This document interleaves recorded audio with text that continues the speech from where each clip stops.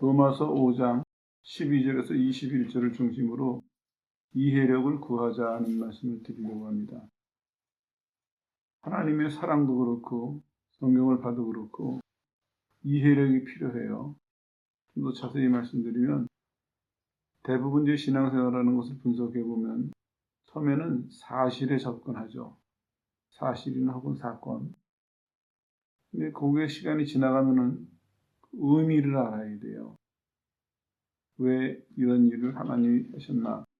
왜 이렇게 말씀하셨나? 의미를 알 때 하나님의 뜻을 알게 되죠. 거기서 그칠 것이 아니라 더 나아가서 이 일에 혹은 이 말씀의 영향력도 알게 돼요. 하나님의 목적을 알게 되는 것이죠. 그럴 때 비로소 우리는 하나님께서 한 사건이나 말씀을 통해서 거두시는 열매를 보게 되는 것이죠. 이게 쭉 연결이 돼 있어요. 이렇게 이제 과정이 있고 또 이게 너무나 큰 내용이다 보니까 사람들이 잘 몰라요. 하나님은 풍성하게 주시는데도 사람들은 잘 모릅니다. 근데 그것은 하나님의 사랑과 인도하심이 크기 때문만은 아니고 정확하게 분석을 해보면 사람들이 이해를 못하기 때문에 하나님의 사건과 말씀은 이해하는 데서부터 출발하는데 이해하는 데 문제가 생기니까 이 큰 얘기를 지나치고 지나가는 것이죠. 오늘 우리 본문도 마찬가지예요. 이제 살펴보다 보면 이해가 가실 텐데 오늘 본문은 두 가지를 말씀하고 있습니다. 하나는 뭐냐면 죄의 현상에 대해서 말씀하고 있고 다른 하나는 은혜의 현상에 대해서 말씀하고 있어요. 12절은 이렇게 말씀하고 있습니다. 죄에 대한 현상이죠. 한 사람으로 말미암아서 죄가 세상에 들어오고 그 죄로 말미암아서 사망이 왔다. 그러면서 이제 죄가 세상에 들어왔다는 증거로 사망이 모든 사람에게 이르렀다. 이렇게 얘기가 발전하고 있습니다. 그 중간에 이제 뭐가 있냐면은 이런 설명이 들어가 있어요. 한 사람이 죄를 짐으로 말미암아서 죄가 세상에 들어왔는데 이와 같이 모든 사람이 누구나 죄를 지었기 때문에 죄를 지었다 하는 얘기는 이런 표현이에요. 죄 지은 상태에 들어가 있다. 그렇기 때문에 사망이 모든 사람에게 지금 이르렀다. 이런 얘기죠. 그것이 바로 죄가 사망에 들어왔다는 증거가 된다. 결국에는 얘기가 지금 빙빙 돌아왔는데 간단하게 말씀드리면 죄가 들어와서 사망이 지금 자리를 잡고 있다. 이런 얘기죠. 또 그 다음 얘기는 무슨 얘기냐면 15절에 보니까 은혜의 현상이 나타나요. 이거는 아담의 범죄와 비교가 되지 않는다. 그러면서 뭐라고 설명하냐면 하나님의 은혜와 또 예수님으로 말미암는 은혜는 많은 사람에게 넘쳤다. 이런 얘기죠. 그리고 이제 여기서 얘기가 이렇게 갈라집니다. 어떻게 갈라지냐면 심판은 한 사람으로 인해서 정죄에 이르게 했지만 하나님의 은사는 많은 범죄임에도 불구하고 의롭다 하심에 이른다. 이렇게 이제 얘기가 완전히 등을 돌리게 됩니다. 원리는 같아요. 그런데 중간에서 얘기가 갈라집니다. 그러면서 이렇게 정리하고 있습니다. 17절에 보니까 한 사람의 범죄로 인해서 사망이 그 한 사람을 통해서 사망이 왕노릇을 했는데 근데 은혜와 의의 선물을 받은 많은 사람들이 한 분 예수님을 통해서 생명 안에서 왕노릇한다. 이걸 왜 이렇게 일부러 나눠서 말씀드렸냐면은 맨 처음에 이 얘기를 언뜻 들을 때는 처음 대하는 사람들은 오해하기가 쉬워요. 뭐냐면은 아담이 죄를 져서 그 죄가 물려져서 다 죄인이 됐구나. 이렇게 끝내기가 쉬워요. 근데 이 얘기를 의미와 영향력을 찬찬히 살펴보면 무슨 얘기냐면 아담 때문에 죄가 들어왔는데 그래서 사망의 왕노릇을 하고 있는데 많은 범죄가 있었음에도 불구하고 예수님 때문에 예수님을 통해서 선물을 은혜와 은사를 받은 그 사람들이 생명 안에서 왕노릇하리라. 이게 한 구절 한 구절 뜯어보다가 보면 나중에 이게 왜 이렇게 됐을까? 이게 이제 의문이 있는데 그 이따가 설명드릴게요. 다시 정리하고 넘어갈게요. 이 얘기 시작은 그냥 단순하게 보면은 죄가 들어와서 세상을 지배했구나. 모두 죄 아래 갇혔네. 이렇게 이해하기가 쉬운 내용인데 꼼꼼히 들여다보면 그런 사건이 하나 있었고 또 다른 얘기가 하나 더 있는 것입니다. 뭐냐면 예수님의 은혜와 은사로 말미암아서 좀 전엔 사망이 왕노릇했다 그랬죠. 근데 예수님의 은혜와 은사로 말미암아서 그 선물을 받은 많은 사람이 왕노릇을 한다. 이상하게 이게 갑자기 확 변하는 거예요. 오히려 우리가 생각하기로는 한 사람 때문에 범죄가 일어나서 죄가 들어왔고 한 사람 때문에 생명이 들었다. 이렇게 설명해도 될 얘기를 굳이 이 얘기가 왜 그 선물을 받은 많은 사람들이 왕노릇한다 하는 얘기를 끝낼까? 이제 오늘 저녁에 우리가 해결해야 될 부분이 바로 이 부분입니다. 이걸 보면서 제목으로 정한 것처럼 하나님의 말씀 혹은 하나님이 우리한테 역사하신 사건은 이해력이 필요한 거구나. 이해력이 없다면은 우리가 더 성장할 수도 없고 더 발전할 수도 없구나. 이거를 이제 절실하게 깨달아야죠. 실제로 그래요. 신앙생활 하는데 보면은 하나님이 말씀하시고 사람들이 하나님의 역사하심을 체험도 해요. 다시 말씀드리면 하나님은 매일매일 사건을 우리에게 주세요. 그리고 매일매일 말씀을 주세요. 그리고 또 우리도 성경을 봐요. 근데 문제는 뭐냐면 이해력을 가지고 보는 사람은 점점 깊어지고 넓어져요. 근데 이해력이 없는 사람은 이 얘기가 단편적으로 끝나고 말거나 심한 경우는 다른 방향으로 이해해버리는 이런 문제가 생겨나는 것이죠. 이건 뭐 그렇게 중요한 거 아니니까 여기서 정리를 하고 넘어갈게요. 이와 같이 성경은 분명히 뭐라고 지금 끝을 맺냐면은 선물을 받은 많은 사람이 생명 안에서 왕노릇할 것이다. 이렇게 얘기가 끝났는데 근데 이제 실제는 어떠냐 하면은 이런 판단이 나와요. 그런데도 사람들은 여전히 죄의 종노릇하고 산다. 하나님은 하나님의 선물을 받은 많은 사람들이 왕노릇하도록 아담 때문에 죄가 된 건 사실이에요. 그러나 그럼에도 불구하고 아담 때문에 죄가 들어서 많은 사람들이 죄 가운데 살고 죄를 졌음에도 불구하고 하나님은 그들이 왕노릇할 수 있는 길을 열어놓으셨는데 예수님을 통해서. 근데 현실은 어떠느냐? 사람들은 종노릇을 하면서 살거나 아니면 종로로 사던 과거에서 못 벗어나고 있다. 이런 문제에 부딪히게 되는 것이죠. 마치 이스라엘이 하나님께서 모세를 통해서 애굽에서 구원해 내셨음에도 불구하고 광야를 지나는 동안에 애굽에서 종로로 했을 때의 모습들이 많이 나와요. 그런 단어들이 많이 나오는 것처럼 오늘 사람들이 하나님이 구원의 길을 열어놓으셨음에도 불구하고 종로를 하면서 살거나 아니면 종로릇하던 그 습관 속에서 사는 사람들이 많이 있다. 오늘 이 문제를 해결하려고 이해력을 구하자 하는 말씀을 드리는 것입니다. 종로릇하는 이유는 다 아시는 것처럼 간단해요. 믿지 않아서. 안 믿는 사람들이 종로릇하고 있죠. 그리고 또 믿는 사람도 믿기는 믿는데 하나님과 하나님의 말씀을 이해하지 못하면 하나님과 했으니 하나님의 십자가의 사건과 아니면 하나님의 말씀을 이해하지 못하면 종노릇하고 살아요. 그리고 또 믿지만 하나님 말씀에 순종하지 않을 때 또 종노릇하게 돼요. 자기 힘으로 이제 스스로 못 이기니까 자발적으로 떠가서 종노릇하고 이스라엘이 걸핏하면 바알에게 돌아가자 한 것처럼 그렇게 되는 것이죠. 이런 점들은 이제 오늘 해결하려고 하는데 그러면 어떻게 이해력을 구해야 되느냐? 오늘 다 아시는 내용이에요. 오늘은 성령의 도우심을 의지해야 되고 그래야 이해력이 생기겠죠. 또 다른 하나는 하나님의 마음을 소유하는 것입니다. 이 두 가지를 힘쓰면 우리가 이해력이 생기거나 이해력이 늘어나야 합니다. 왜 이렇게 말씀드리냐면은 이해력은 우리가 갖는 능력이 아니거든요.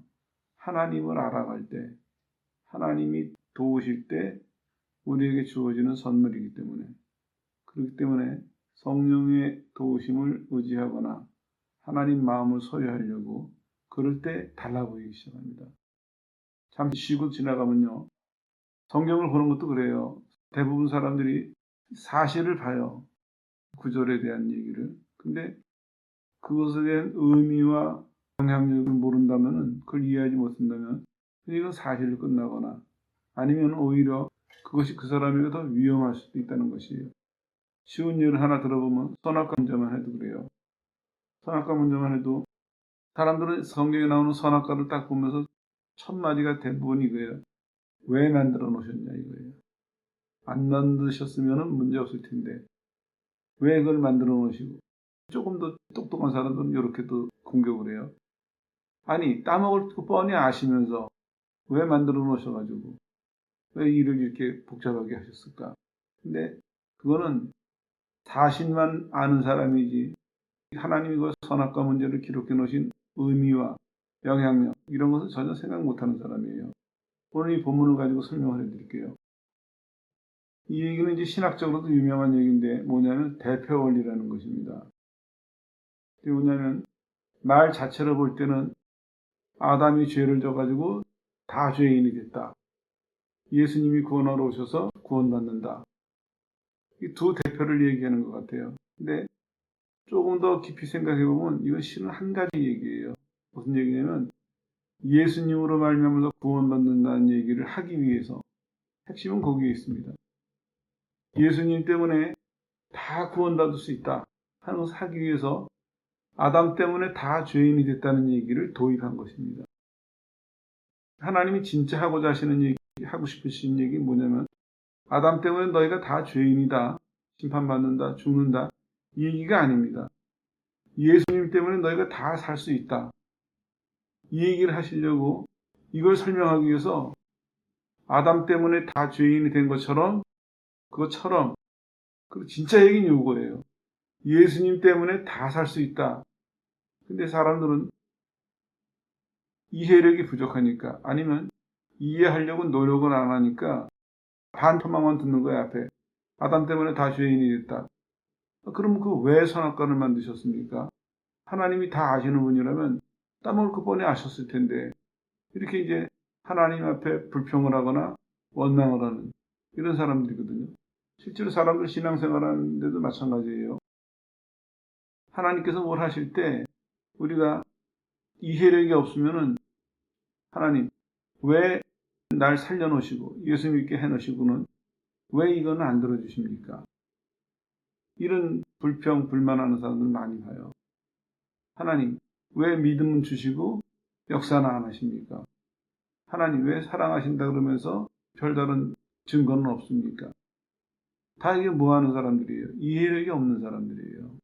근데 말씀드리는 이유가 안타깝게도 많은 교인들이 평생을 이루고 살아요. 평생을. 그리고 이제 뭐라고 생각하냐면 나는 성경을 안다 이거예요. 왜냐면 하나님이 살아계신 것도 믿고 하나님이 모든 걸 다스리시는 것도 믿고 하나님 뜻대로 되는 것도 믿고 다 믿는다는 거예요. 근데 그 다음을 모르니까 안 되는 것마다 하나님에게 항의를 하는 거예요. 안 되는 것마다 하나님에게 불평을 하는 거예요. 같이 이런 거랑 같죠. 하나님이 살아계시고 모든 걸 다스려서 하나님 허락 없이는 아무것도 안 되는 줄 내가 압니다.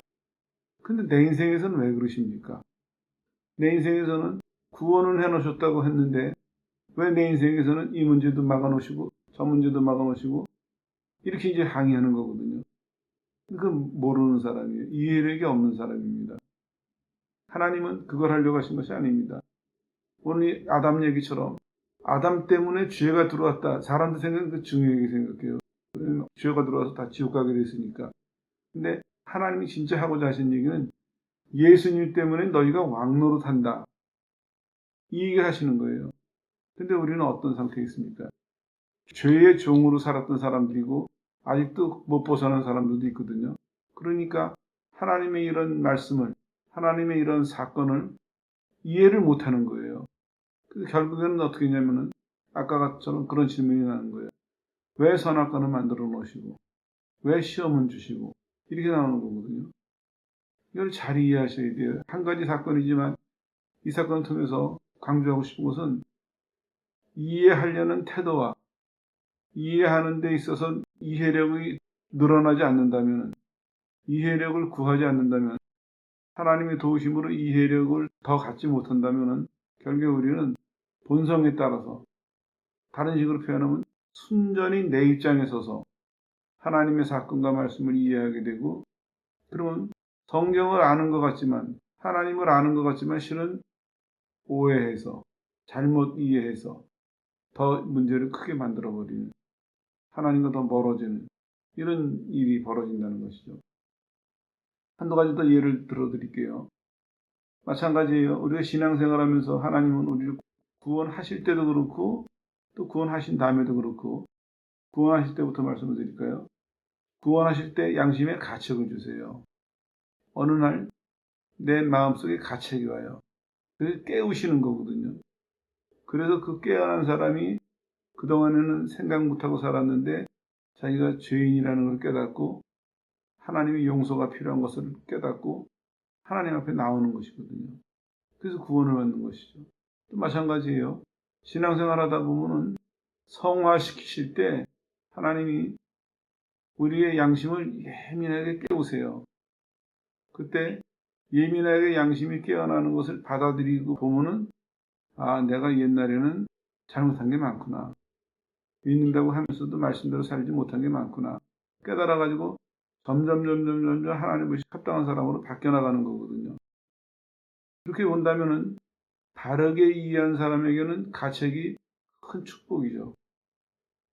양심의 가책을 받는 동안에 잠시 괴롭고 두렵고 부끄럽고, 그렇지만 이것이 나한테 구원을 주기도 하고 또 구원받은 다음에도 계속해서 하나님을 닮아가는 과정으로 나를 일깨워 주니까 이 가책이 참 귀한 거거든요. 근데 이런 이해력이 없으면은 그 가책에서 멈추거나 돌아서 버리고 말아요. 하나님이 왜 내게 양심의 가책을 주셨는지, 그를 이해하지 못하는 사람은 자기식으로 받아들이니까 하나님의 뜻대로 받아들이기보다는 오히려 하나님의 뜻과는 다른 쪽으로, 심지어는 하나님의 뜻과는 정반대되는 쪽으로 이해해가지고 떠나버리거든요. 이런 문제가 우리 신앙생활에서 아주 고질적으로 자리를 잡고 있다 이겁니다. 하나님은 우리를 사랑하셔서 구원하시려고, 성화시키시려고 계속 가책을 주시는데, 양심에 찔림을 주시는데, 우리는 이 놀라운 선물을, 이 놀라운 은혜를 이해 못하니까 어떻게 받아들이고 어떻게 따라가야 될지, 이 뒤에 이 영향력이, 이 열매가 무엇인지를 모르니까, 그러니까 우리는 외면해버리거나 대항해버리거나 그러고 만다는 것이죠. 아담의 경우도 마찬가지예요. 아담이 죄 지은 다음에 하나님이 찾아오셔서 찾으세요. 너 어디 있냐? 아담이 하나님 앞으로 나왔어요. 너 무엇을 했느냐? 모르고 물으셨을까요? 아셨어요. 근데 왜 물어보셨을까요? 곤란하게? 아니에요. 그에게 돌이킬 기회를 주신 거예요. 돌이킬 기회를. 정리를 하면 이런 얘기입니다. 이 대표 원리가 우리에게 보여주는 것은 뭐냐면은, 하나님은 이거를 말씀하시려고 하시는 거예요. 하나님은 이거를 이루려고 하시는 거예요. 이해력을 구하는 사람은 그거를 이해할 수 있어요. 하나님이 아담 얘기에서부터 시작하셨지만 실제로는 예수님 안에서 너희가 왕노릇한다. 가만히 생각을 해보세요. 얼마나 큰 변화입니까? 예전에는 죄의 종노릇하던 사람이 이제는 우리가 예수님 안에서 왕노릇을 하게 됐어요. 변화도 이런 변화가 어디 있습니까? 세상에. 이것보다 더 큰 반대되는 일이 어디 있습니까? 이게 알면은 펄쩍펄쩍 뛸 일이거든요. 그런데 많은 사람들이 앞에 반토막에 걸리는 거예요. 한 사람 아담으로 말미암아 죄가 세상에 들어와서 사망이 왕노릇했고, 그렇지, 인생이 그렇지. 반토막에 걸려 있는 거예요. 하나님은 뒤의 것을 말씀하고자 하시는데 똑같아요. 양심의 가책도 구원 받을 때도 그랬고 구원 받은 다음에도 마찬가지입니다. 하나님이 나한테 양심의 가책을 주실 때는 기쁘고 감사해야 됩니다. 왜냐하면 내 잘못을 들춰내는 일이지만 그러나 내가 이것을 받아들인다면 이걸 받아들인다면 하나님의 뜻을 알게 되는 것이죠. 이 양심의 찔림이 무슨 의미인지. 그러면은 하나님의 목적을 이루어요. 내가 이 찔림을 통해서 구원받지 못한 사람은 구원을 받을 것이고 성화되는 과정에 있는 사람은 더 하나님의 모습을 닮아갈 것이고 하나님의 목적인 열매를 맺게 되는 것이죠. 그런 게 우리 오늘 이 시간 생각하고 넘어가야 될 부분입니다. 그 추가로 하나 더 말씀드리면은 이것을 이제 근거로 말씀드리면은 신앙생활하는 것도 마찬가지예요. 하나님의 방법을 이해해야 됩니다. 하나님은 한 사람을 구원하실 때도 그러시지만 구원하신 다음에도 반드시 이 방법을 쓰세요. 뭐냐면 허물고 세우세요. 허물고. 아무도 여기 예외일 수는 없습니다. 예수님 한 분 빼놓고는 여기 누구나 다 해당이 됩니다. 왜 이걸 강조해서 말씀드리냐면은 모든 사람이 이 과정이 부족해요. 사람들 신앙생활하는 거 이렇게 쭉 살펴보면은 믿고 나서 하나님이 허무시고 세우시는 이 과정에 충실하게 따라온 사람들이 참 드물어요.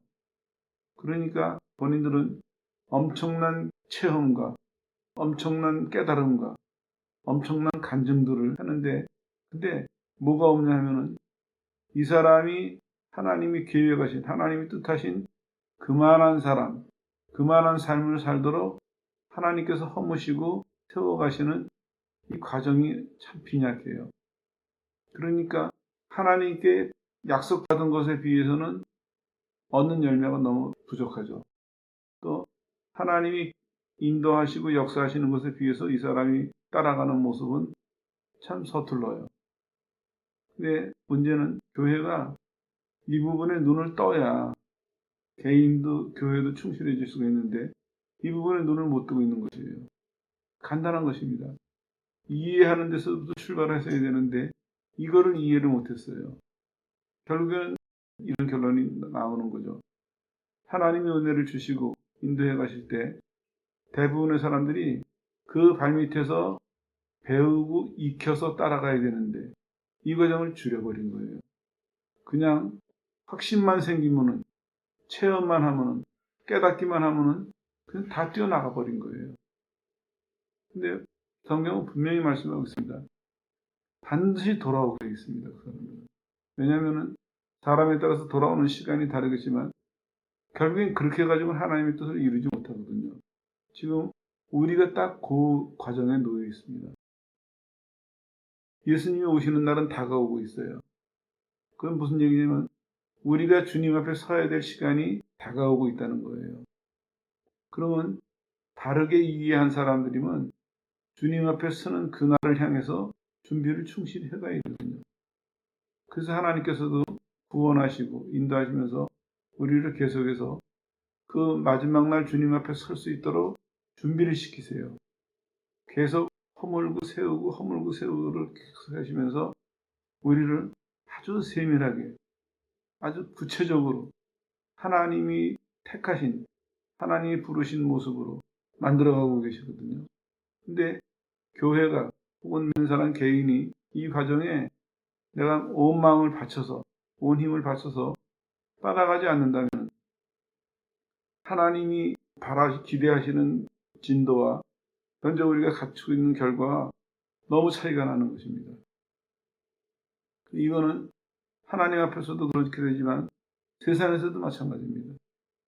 하나님은 우리를 하나님이 받으시기 합당한 사람으로 세워가시면서 세상에 내 백성이라고 보여주시기 합당한 모습으로 세워가시고 있어요. 근데 이게 안 된다면 하나님께도 죄송한 일이고 세상에 대해서도 우리가 하나님 앞에 봉사하거나 충성할 그런 자격을 못 갖추는 거예요. 무슨 말씀이냐면요. 환난의 시간이 온다면 종말의 시간이 온다면 하나님은 우리를 충분히 준비시키시고 충분히 갖추게 하셔가지고 그 시절에 합당한 사람들로 살아가게 하실 거거든요. 성경의 역사를 가만히 살펴보세요. 하나님의 큰 역사가 있기 전에 하나님은 그 백성을 쭉 준비시키셨어요. 그래서 언제 아느냐? 그 순간이 다가와 보면 이 사람이 준비가 됐는지 안 됐는지 드러나는 거거든요. 준비가 됐을 경우는 하나님도 기뻐하시고 기뻐 받으시고 하나님이 그 사람들을 통해서 세상에서 메시지를 전하실 수 있거든요. 내 백성이다. 내가 이 사람들을 구원해내서 내가 이렇게 했다. 근데 이런 일에 대해서 준비가 제대로 안 됐다면은 두 가지를 다 우리가 소홀히 하는 거예요. 하나님 개인에게도 영광 못 돌리고 하나님 이루고자 하시는 일에도 충성하지 못하고 심각한 문제거든요. 하나님은 말씀하고 계세요. 허물고 세우신다. 허물고 세우신다. 십자가도 마찬가지입니다. 왜 십자가를 우리에게 말씀하셨을까요? 그거는 십자가는 죄와 심판의 무서움을 전하는 것보다는 오히려 희생을 통한 사랑을 말씀하고 계시거든요. 재림도 마찬가지입니다. 왜 재림을 하나님이 자꾸 강조하실까요? 그거는요. 마지막 날이 온다고 심판 날이 온다고 공포감을 주시려고 하시는 것이 아니라 마지막 날이 오니까 힘내라고 소망을 굳건하게 하시려고 그러거든요. 지금 힘들지만 길 벗어나지 말아라. 지금 힘들지만 지친다고 포기하지 말아라. 이제 결승점이 상 받을 시간이 얼마 안 남았다. 다르죠. 우리가 하나님의 말씀, 하나님이 인도하시는 사건에 대해서 어떻게 이해하느냐에 따라서 어떤 것은 우리를 구렁텅이로 빠지게 할 수도 있고 어떤 것은 구렁텅이에서 오히려 뛰어나오게 만들 수도 있습니다. 이해력이 필요해요. 이제 신앙생활 하실 때 하나님에게 그를 사모하세요. 하나님, 내게 이해력을 더해 주십시오. 그러면 하나님이 조금 전에 말씀드린 것처럼 그 방법으로 인도해 가실 거예요. 우리를 허물고 세워 가실 거예요. 구원의 문제에 있어서도 그렇고 성화의 문제에 있어서도 그렇고 그때 정말 이해력을 구했다면 정말 하나님 주시는 이해력을 소유했다면 허물고 세우시는 이 과정을 잘 이해해서 충실하게 따라가면 됩니다. 참 아쉬운 게 그거예요. 사람들은 교회 와가지고 많은 학식을 자랑하고 신앙적인 지식을 자랑하고 또 어떤 사람은 신앙에 의한 능력을 자랑하고 어떤 사람은 또 이룬 결과를 자랑하고 그러는데 정말 필요한 것은요. 하나님이 말씀하시는 것과 하나님이 역사하시는 것에 대해서 바르게 이해하는 사람. 이게 필요해요. 바르게 이해해야 바르게 따라갈 수 있고 바르게 전할 수가 있거든요. 근데 바르게 이해하지 못하니까 바르게 따라가지도 못하고 본인은 확신을 가지고 전하는데 그런데 오히려 하나님의 뜻과는 다른 얘기들을 할 수도 있어요. 근데 본인의 확신에다가 그 얘기를 더해가지고 남에게 잘못 말하거나 더 심한 사람은 강제로 남을 잘못된 길로 이끌어가는 이런 실수도 저지를 수 있다는 것입니다. 하지만 교회는 이러한 실수에 대해서 전혀 두려움도 없어요. 모르니까. 전혀 조심성도 없습니다. 그래서 하나님이 정말 귀중한 걸 주셨음에도 불구하고 이게 무엇인지, 왜 주셨는지, 어떻게 될 것인지 이해를 못하니까 이 귀한 것이 우리 속에서 묻혀 지내거나 아니면 반대로 쓰여지거나 이런 현상들이 일어나는 거거든요. 참 중요한 시기에 우리가 살고 있습니다. 이제는 분위기에 휩쓸려가지고 많은 거, 잘하는 거, 뛰어난 거 빨리 구하시지 말고 정확한 이해력을 구하십시오. 반복해서 말씀드리는데 하나님이 하시는 말씀, 하나님이 역사하시는 사건 통해서 하나님의 뜻이 무엇인지, 하나님의 목적이 무엇인지, 이 결과가 어떻게 되어야 될지 이해하게 하시고 그 이해력을 바탕으로 매 순간 시작서부터 끝나는 시간까지 충실하게 따라갈 수 있는 사람. 그리고 하나 더 한다면은 본인이 충실하게 따라갈 뿐만 아니라 다른 사람들을 올바른 길로 인도해 줄 수 있는 사람. 그걸 구해야 되겠죠. 성경에 보면 그런 사람들이 바로 하나님의 종이라고 칭함을 받았고 그런 사람들이 하나님 앞에 진짜로 열매를 맺은 사람들입니다. 이 감정적인 것만 가지고는 안 됩니다. 냉정해야 돼요. 하나님의 뜻을 모르는데 하나님의 뜻을 어떻게 참여할 수 있겠습니까? 우리 침착하게 진정하고 이제는 여러분 각자가 나한테 허락된 범위 내에서 나한테 주신 은사 내에서 이해력이 있는 사람, 주께서 무슨 말씀을 하시든지 주께서 무슨 역사를 하시든지 개인에게든지 교회든지 시대에든지 하나님이 말씀하시고 역사하실 때 바르게 이해해서 본인도 잘 따라가고 다른 사람을 바른 길로 인도하는 그런 일에 여러분이 앞장서는 일꾼들 되시기를 주 예수 이름으로 축원합니다.